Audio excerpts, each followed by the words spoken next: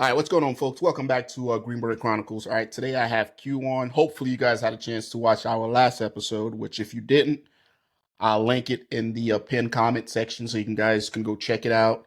And also, I would link Q's YouTube channel. If you, again, help us grow his channel so he can get his message out to you guys, that'd be great.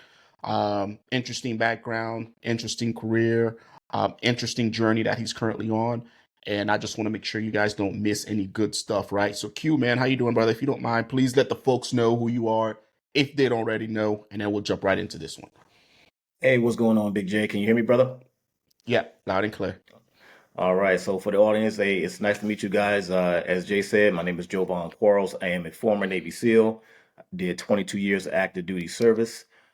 Some of you may know me on the TV show on Fox and Hulu, Special Forces World's Toughest Test. I am the Navy SEAL host of that show, right? We're going into season, I ain't gonna tell you, but if you want to go to and check out some of the stuff, you can check it on Hulu right now, season 1, 2, and 3. I'm not the host on season 1, but I'm the host on season 2 and 3. And maybe we might have a season 4 coming, but I'm gonna keep that on the low until we make sure that's gonna happen. But I do a lot of different things. I do keynotes, public speaking, team building events, leadership, mentoring, all those kind of things. And you can find me also with my man Jay on YouTube, but you can also find me on my Instagram page at Jovan P. Quarles. Same time. So let's get right into it, Big J. I'm here for you, brother. No, let's do it. Dude, how is it working with celebrities, man? Like, I'm always curious because is it if you had to describe the two different dynamics, you have celebrities, then you have your teammates, and then you have your locker room dudes from when you were on a football team. Like, what's the biggest difference between the three different dynamics? Yeah. Now, don't Well, I say think anything that's gonna get you fired. I don't want to get you fired, right? well, we're gonna keep it real raw here, right? You know, we can do Yeah. that. We're gonna do it real and raw. I think everybody kind of has an idea what celebrities can be like, right? We have the prima Hmm. donnas, right? The ones who've been, given everything since they got into the space. Maybe they were born into the space. Maybe their parents, mom or dad, was already in that space of being in movies and TV and music, and then that kind of gave them an avenue to get into it as well. So they kind of had a really plush life, right? But at the end of the day, everyone has their struggles that they deal with, even when you're a wealthy kid or you're a poor kid like me. You know what I mean? But when they come on the show, I'll tell you what, though, you get some who are the prima donnas. Um, you do get that, and then you also get the ones who are really sound, really grounded, really trying to test themselves. They want to see, and they have a huge respect for the military, especially the Navy SEALs. They've read the books, they've seen the movies, they listen to podcasts, all those kind of things, and they follow people on social media. So you get both worlds of it. But I tell you, sometimes it's funny to see the ones who are prima donnas because they'll surprise you with something. I'll give you this. I'll give you a perfect example. Like on the show, right? This past season 3. So if you haven't watched season 3 yet, go and watch it on Hulu. What's his name? Celebrity, you know what I'm talking about. He's one of the Baldwin brothers. What's his name? Alec Is it Stephen Baldwin. Stephen Baldwin. Steven? Yeah. It's Stephen Baldwin. So just so everybody know on the show, we don't see everything that's going on. This is a true reality show. When they're away from us, we don't know what's happening. We have no idea. When we give them a break, when they go eat, when they're in the dorm, until we're ready to go and attack them, don't know what's going on. So when the show came out and we got the chance to see, I think episode 1, how the editing went in, we saw him go and see the medical, go talk to medical. And you know this, Jay. You know how we went through selection, right? If you go see medical, bro, You're done. what we call yeah, you're done, right? You're done, right? You can't be what we call them, sick bay commandos, right? I don't know what Yeah. they call them over there on your side, right? Sick call babies. Sick call babies, sick call babies. Yeah. That's what they call them in the army, right? So in Yeah. the Navy, sick bay commandos. And if you keep going to see the medic while you're in our selection program, that's just another tick mark. The instructors are Hmm. noticing it. Okay, this guy always trying to get out of the workout, always trying to get out of the Yeah. ass whooping.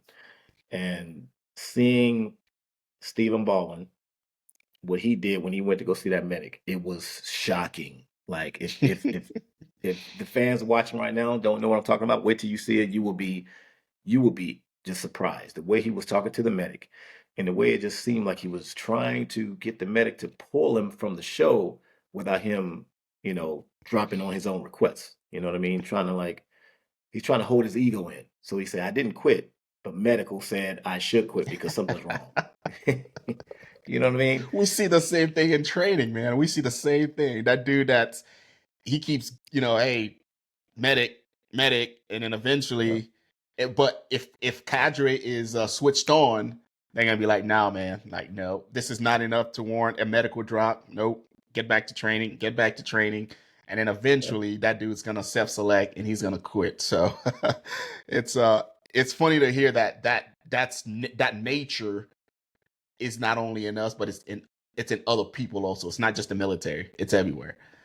yeah. It's funny to hear that. I tell you what, I need to watch season 3 because I haven't watched that one yet. That's pretty interesting. Jay, you're going to be surprised because you know what this world is like. You know what it's Yeah, like going through selection. And you're in yeah. selection, you can't be going to medic. And No, I'm telling you, it's going to blow your mind. Everybody needs to see it. I'm telling you, it's going to blow you guys' mind because we were watching and we was all like, what? He was really trying to I mean, let me give y'all some. He was like, he went in there, he was like, he said to the doc, he said, he was like, uh, how much money you get paid here? He's like, he was like, he was like, how much money you get paid here? You oh, know, if another gig was about to open for you, you know what I'm saying? Another gig was going to open for you. What would you do to try to get that gig right now instead of being here? It was like, what? And wait till you see it. Wait till you see it. The medic was looking at him so weird. The medic had no idea what was going on. He was just like, what? What do you mean? It was the funniest thing, man. So, but that's funny. long story short, we got Hey, rid of him. for all you candidates that are out there watching this, don't go try to bribe the selection medic. That shit ain't gonna work out for you. It ain't gonna That work shit's out. not. It ain't gonna work out. That's interesting. But yeah, folks, make sure you guys go check Q out on Hulu. All right. So today, Q, we're going to talk about how we discovered special operations, right? Because Yeah, yeah, I've done a few videos about this topic on my channel, talking about, how I grew up, right? I can only speak for me as far as growing up in the inner city, Brooklyn, New York. Growing up, it was, I grew up watching MJ, Michael Jordan. I grew up listening to Jay-Z, yeah, right? Like that was yeah. my teenage years. I didn't even discover the military until much later on. So to even know like there was special operation type units in the military, that wasn't even in my mind. Like Ranger Battalion, SEAL teams, Green Berets, combat controllers, whichever other ones I'm forgetting, because the comments will let you know, hey, you didn't say Marsoc. Yeah, My, yeah. our bad, right? All these other ones out there. Like I didn't even know that was a thing until much later on in my military career. How about you, Q? Like, how did you discover special operations after joining the Navy? Man, it's similar to what you just said, it kind of took a little it found me later in the career, not too late, but just still early and late in the career if you want to, say that. Um, I first came in, I did the aircrew SAR and I got kicked out of that because I was being a dumbass. And then so I got my lumps like we all do when we're young and dumb. Moved over to the CBs, of course. Enjoyed the CB career, right? Wasn't I didn't join to do that though, so it was still like something I kind of wasn't really extremely happy about because I didn't join the military to do that job. But the CBs, man, I learned a lot. And then I learned the history of the SEALs that they came from the CBs, right? I think some people who are older than you and me, they seen the old school John Wayne movie, Fighting CBs. It's way old, but that was about, way back in the early wartime. I can't remember which war it was, but um, so anyway, past all of that, I get into the Navy, man, and once everything started working out, then I started working with the SEALs as a CB. I was their lead CB in Fallujah out there in Iraq, right when the war kicked off. So I was out there, making sure everything was good to go from the electricity, plumbing, make sure the tents, making sure anything that needed to be constructed was set up completely. And then my personality really connected with those brothers. I mean, they even started taking me on missions with them. Like I was the lead driver for some of the vehicles on their operations at like 1, 2 in the morning. They didn't mind me being that guy. They was able to bring me in because they saw something in me, and I just really had built up a relationship with those guys. And from that point on, man, I mean, seeing what they were doing and have a direct impact on what was going on in the war, I said, that's what I want. And from there, the rest is history, brother. That's how I found out about it, though. Yeah. So for you guys watching, um, could you like so when you came in Q, was it needs of the Navy? Do you guys have MOSs or specific jobs, or was it like you join the Navy and then the Navy tells you, hey, you're gonna be a CB, or hey, you're gonna be, like a submarine, or like how does that work? Well, yeah. So that's a good one. So honestly, so I came in on the contract of the aircrew Marksman. That was the contract. So it wasn't Mhm. like the needs of the Navy. It I wasn't. That was gotcha. my. Yeah. Well, you had your choice once you finished taking the ASVAB and all that stuff based off your score. So that was Hmm. the cool side of it. At least I had a pick of the litter based off my score. Just like probably you were in the army, right? What based off Yeah. your ASVAB, right? Yeah. Hmm. Yeah. Gotcha. Um. Yes, because when I came in, I was a combat engineer. So you guys are Mhm. the Navy's version of a combat engineer. So you guys That's right. are That's right. CBs, and then the Army. We have. It's wild that you and I were the same jobs going in, but different services, right? But Hmm. I was a combat engineer, and I think the biggest difference between you guys as CBs and the combat engineer is our job has demolitions in it. I don't know if the CBs Mm. have that also. No. No. Mm. Yeah. So we have demolition as one of the skill sets that we have. So we build not only structures, but we can also destroy them, right? So, but on the Army side, combat engineers, we do uh, um, like landmine operations, so we can clear minefields, we can build Mm. structures, and also we can blow them up. Now you mentioned, so you were working as a support guy for the SEAL team, and that's how you found out about them, correct? Yeah, yeah. Took me a couple years, but I found out about it, and that's where because you and me, we grew up in the time of the Charlie Sheen Navy SEAL movie. If y'all Hmm. are watching, don't know what that one is. I think the name That's a of it was. classic. Yeah, it's a classic, That's a classic. 1989. That I think That's it a was 89 or classic. 90, right? It's one of those two Yeah, years. And and that's a that one classic gets right you there.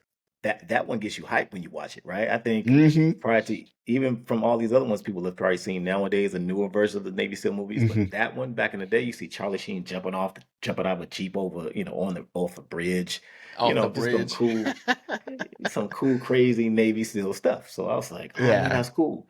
But my recruiter he never gave me the idea of it when he first approached me in high school. So back in the 90s, that just wasn't a thing. I don't know why he didn't Yeah. bring it to my attention, but he never did. Now, you think if because that's always been one of my biggest regrets was not going soft earlier. But again, we don't know Yeah. what we don't know. You think if you knew about it earlier, you would have gone, or do you think you needed to go through that maturing process to be able to handle it like later on in life when you found out about it?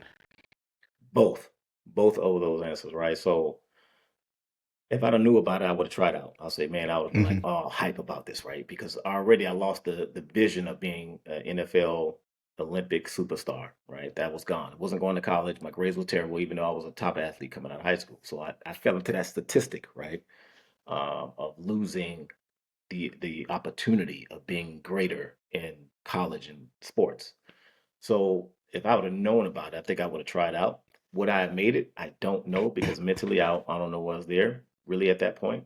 And like we talked about last time, the first time I went through, even when I was a little bit seasoned in years, I still quit. Hmm. I still had that moment of weakness where I had that doubt of myself and I started questioning if I deserve to be here, questioning if I am the right guy to be here. And then I let that split second go and ring that bell out before I actually came back and finished it. But yeah, you just don't know, man. But I wish I'd at least known back then Hmm. and been approached by. But hey, God puts us in the right position at the right time. So maybe it was destined for me It to was get meant it to when I be. did, meant to be, because I ended up graduating the first black guy to graduate top of his class in Hmm. buds in Navy SEAL training. So it all worked out at the end. That's awesome. Yeah, Jake, it wasn't you. All right. I know you're watching. It was my man Q over here. Shout out to Jake, folks. Make sure you guys go check out this channel Yeah, if you haven't been over yeah. there. And I think for me, it was pretty similar, right? So I joined the Army in '03 as a combat engineer. I did 5 years as a regular Army guy, deploying to Mhm. Iraq twice, doing route clearance, looking for IEDs and defusing them.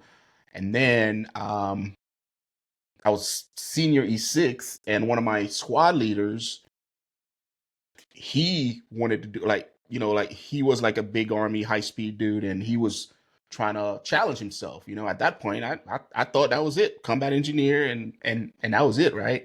And he started looking at going to selection. I was like, oh, like there's more to this. Like, what is the selection you speak of, right? And he and I started having conversations about SFAS, Green Berets. I had some other guys in the platoon. They were talking about going to Ranger Battalion and doing something different. And like I've always been like I've always been a gym rat. Like I work out and do all this stuff. That was always just my lifestyle. So I was always in shape. Um so I started thinking about it more and more. I'm like, oh, this selection stuff sounds pretty cool. Like he went and had a go at it, and then he got back, and then I ended up going, and then I got picked up. But to me, and it's wild because I think every other person that I've spoken to that's from the African American community, and we're not making this like a race thing or anything. I think every single one of them have also discovered soft by accident, right? And it's like literally, I would say if I speak to 100 dudes, probably 99 of those 100 dudes will say the same thing. Oh, I was a support guy with fifth group. Oh, I was here and I saw a Green Beret and I was like, what is that? It's the story is pretty common across the board. And I'm hoping, you and I being on here talking about it openly, I mean, like it's no longer going to be accidental. People can actually see us and be like, yo, like, let me look that up. Let me think about that and hopefully gravitate towards that route. But I think that shit was funny. Now, once you discovered it, were you intimidated by it at all? Or was it like, oh man, like, I'm gonna try this and I'm gonna go knock it out? Or like, what was your thought process? Or did you ever think, oh, this shit ain't for me?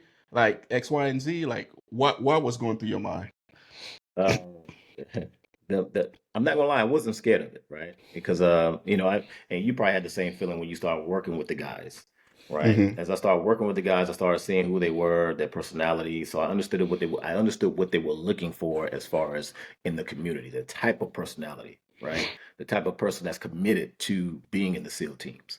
So I felt good about that part of who I was, that I felt like I wanted to be a SEAL for not me, to be a part of something bigger than me, right? To be a part of something that had a direct effect on the world. So I wasn't selfish at it in that way, because some people come into this thing selfish, saying, "Oh, I just want to test myself and see if I can do it, and see if I can be a SEAL." But you're gonna find out quickly you ain't meant to be a SEAL or a Green Beret either, right there. If it's just about you. So I wasn't selfish, but I definitely was respectful of what the community operated on. The community uh, respected their leadership, their history, and I wanted to be a part of it. So I wasn't intimidated by it. And I saw all the guys would tell me about how Buzz was, and they were trying to mentally prepare me for it. Like, you need to do this, you need to hit the cold showers every day. You need to go jog here, 10, 20 miles, whatever it was, to get your legs ready for it. And I took those advice, but I really honestly didn't even do a lot of it, because especially I ain't do the cold water. Brothers ain't getting cold. You know how it is, brother. Forget. I'm I'm I good on ain't that, homie. yeah. You could tell me all day, go take some cold showers. I'm like, yeah, bro. I do, yeah. I'll do that. Get Dude, I right heard on it. that's a myth. Like I heard, like taking a cold shower just to take a cold shower, thinking that your body's gonna get conditioned to it, don't work. It's like knowing that you're gonna get kicked in the balls and then lining up to get kicked in the balls like 100 times. Like it's still gonna hurt Yeah, when it. yeah, yeah. I So I'm heard like, that why am I shit going to do doesn't that to? work. Why am I going to torture myself prior to going there just for it to happen to me anyway when I get there? It's like, nah, I'm not doing all of that. And I didn't even do a That's lot of the funny. running.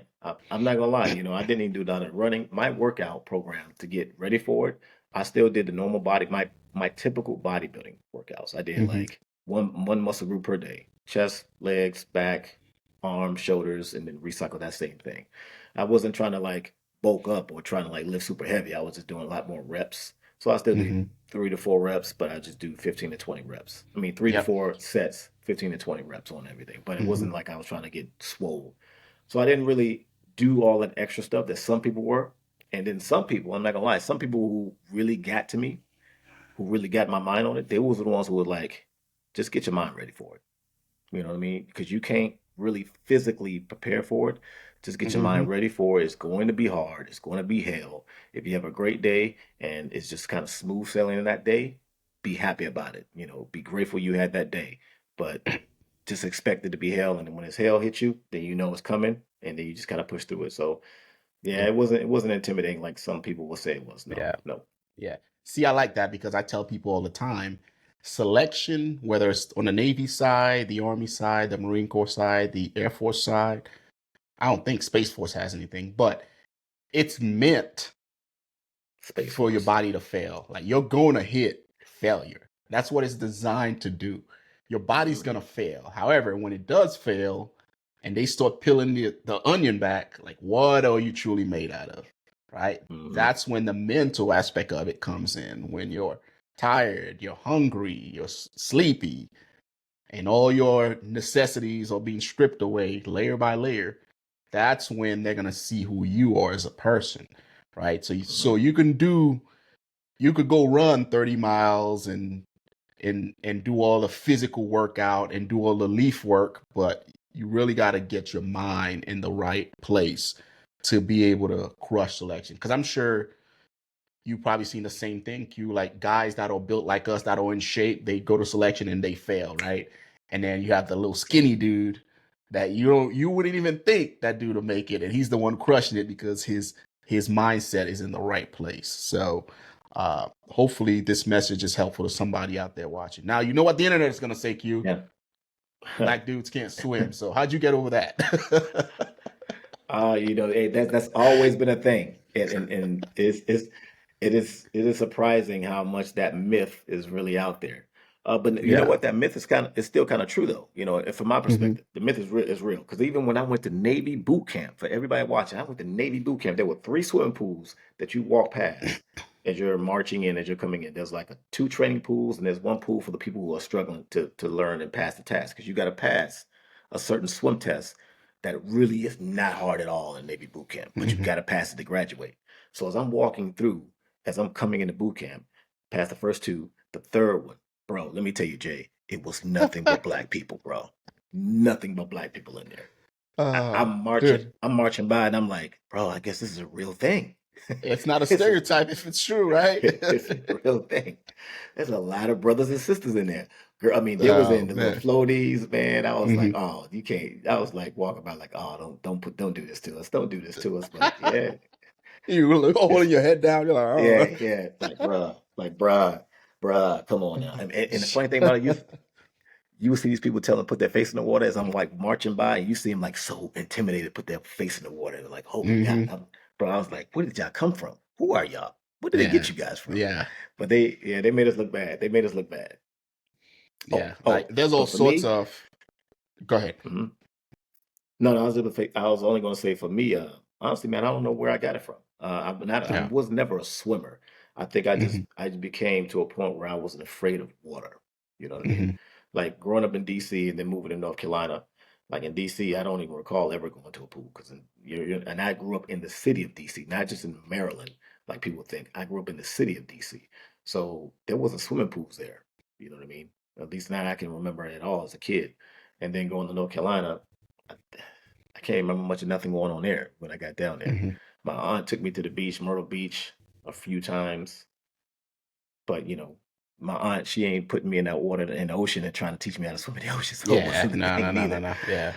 So I was just a guy who just wasn't scared of it. I just knew the principle, kick, slap the water, whatever way you got to do it is going to work, and then you'll stay floating.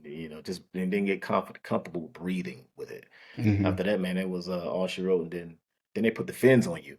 When they get the fins on you, bro, then I'm a true seal out there. Then I'm out there just like Yeah. moving. I'm like Yeah. moving, and Like you I put ain't fins lying. on me and I'm in shape too, I'm gone. Like I'm holding Gone, ass for days, right? bro. But yeah, Did you do the flutter yeah. kick? Oh Did you yeah. do the flutter kick? You did the flutter Oh kick, yeah. bro. I couldn't do flutter kick. I cramped every Really? time.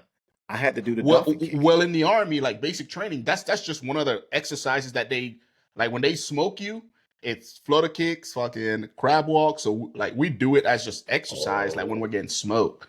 So yeah. my body's conditioned to just doing. I've probably done millions of flutter kicks just because I'm getting Mm-hmm. smoked for doing dumb shit, right? So I Mm-hmm. was used to that shit by that point. But yeah, like I think it's wild because I'll get into an argument with people and I'm like, bro, you understand that 70% of the world is water? Mm-hmm. And I'm like, how the heck, as a group of people, like we've accepted this stereotype and we wear it like a badge of honor. Yep. All right. And I'll hit him with this. I'm like, okay, so you're driving across a bridge and something happened and your kid falls in the water. What do? You're just gonna sit by and just watch your son and daughter drown? You know what I mean? And I'm like go to the YMCA, you know what I mean? Like learn how to um do this basic task because your Mm-hmm. life might depend on it one day, you know? So dude, Bro, I true, was like, true, you know true what? story. True story. Yeah. That what you're saying. I've seen it. You probably seen it too. There was a couple years ago. I think some NFL players drowned.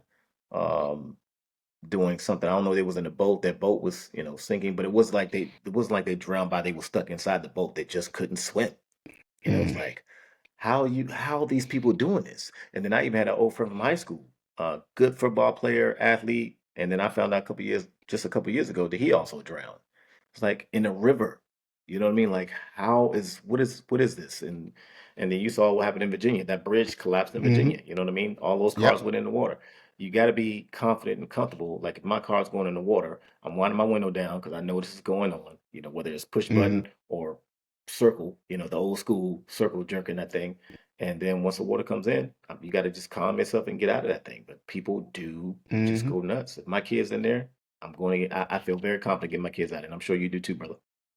Oh, absolutely. Absolutely. Yeah, it's just because now, like once I got to the house where I'm at now, first thing I did was I told the wife, "Hey, we're gonna get a pool put back here because my kids aren't growing up with that stigma, right? Like it has to get like you have to break it really early on.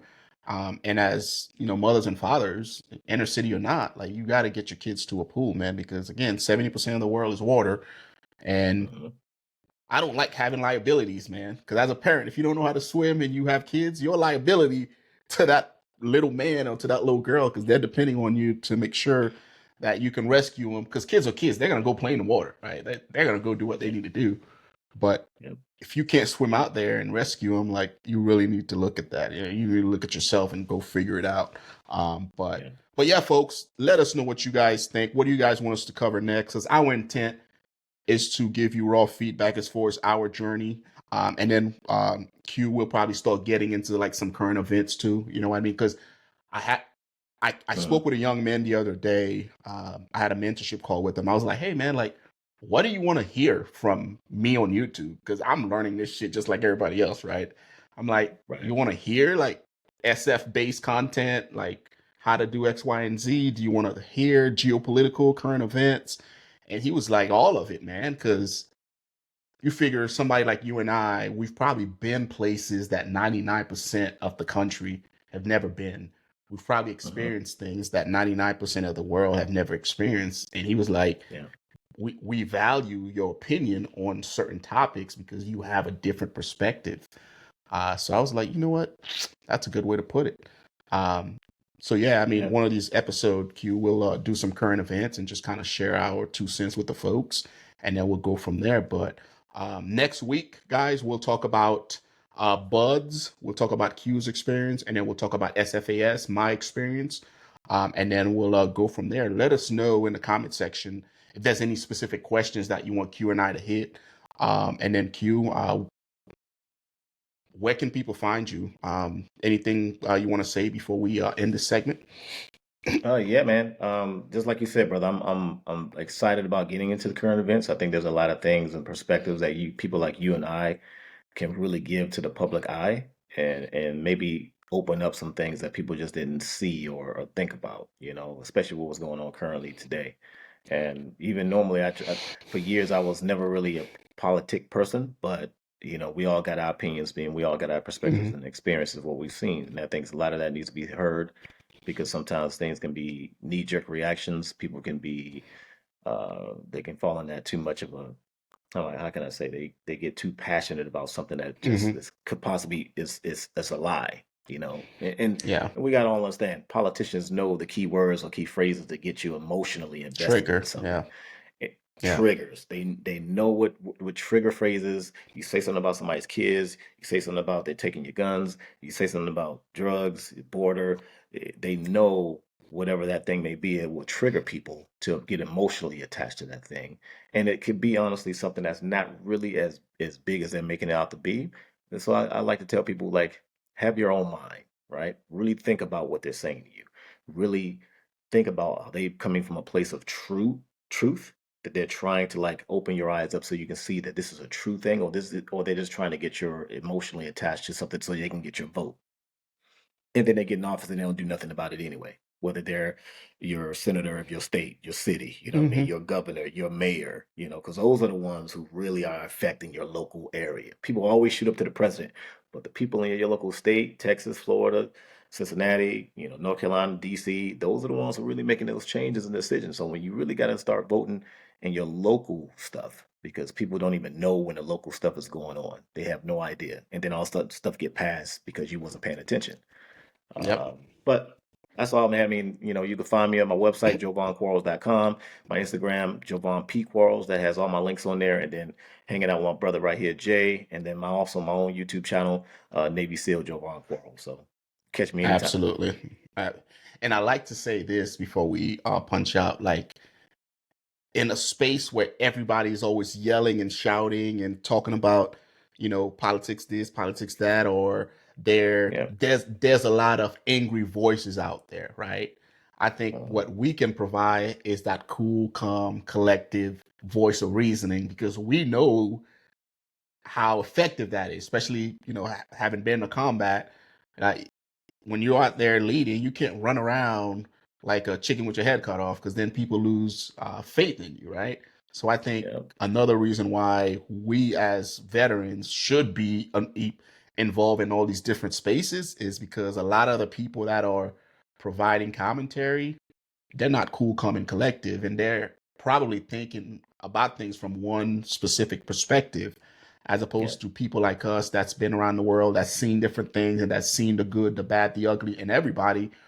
We can be that voice of reason and saying, "Hold on, like let's think this through. Like, there's course of action number one, like war game that one. Then you have war game this one, a bunch of different perspective to hopefully, like make people see different angles as it relates to certain topics, right? So that's why like I'm starting to get involved in it, because I find that sometimes, like if you don't say anything, the angry voice just overtakes everything. You know what I mean? Yeah. So, Yeah. um, with all that said, folks, we really appreciate you guys tuning in and spending your time with us. Again, I'll pin all these different links in the comment section. I'll put Q's YouTube channel, Q's Instagram, my YouTube channel. You guys are watching this on there. I'll put my Instagram on there. And then I'll put a couple of different YouTube channels on here that I'm currently working on building on there also. We appreciate you guys. And then until next time, folks, take care of yourself. Yeah. Peace out.